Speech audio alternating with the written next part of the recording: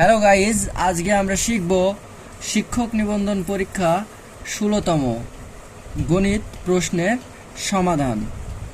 একটি সমবাহু ত্রিভুজের পরিসীমা 9 সেন্টিমিটার হলে এর উচ্চতা কত? ধরি সমবাহু ত্রিভুজের প্রতিটি বাহুর দৈর্ঘ্য এ, তাহলে বাহুটা এ, তাহলে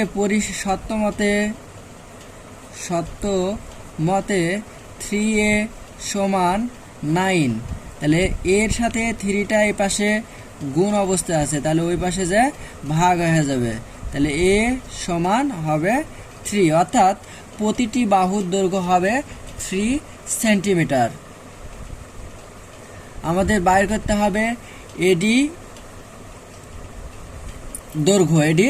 দৈর্ঘ্য অর্থাৎ উচ্চতা। তাহলে বিডি হবে 3/2, যেহেতু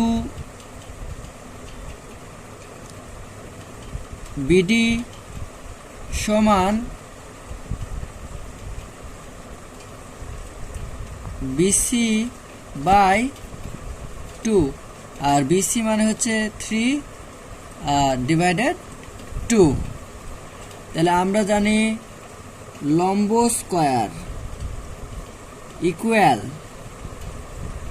অতিভুজ স্কয়ার বিয়োগ ভূমি স্কয়ার। তাহলে অতিভুজটা দেওয়া আছে এবি সমান 3 উপর হচ্ছে স্কয়ার, আর ভূমিটা দেওয়া আছে 3/2, তার উপর হচ্ছে স্কয়ার।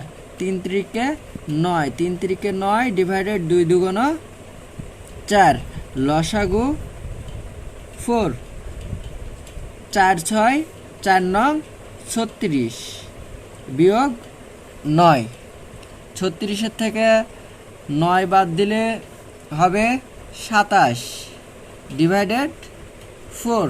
তাহলে আমাদের নির্ণয় করতে হবে এডি এর দৈর্ঘ্য। তাহলে এডি এই পাশে এসে স্কয়ারটা রুট ওভার হয়ে যাবে, তাহলে 27/4।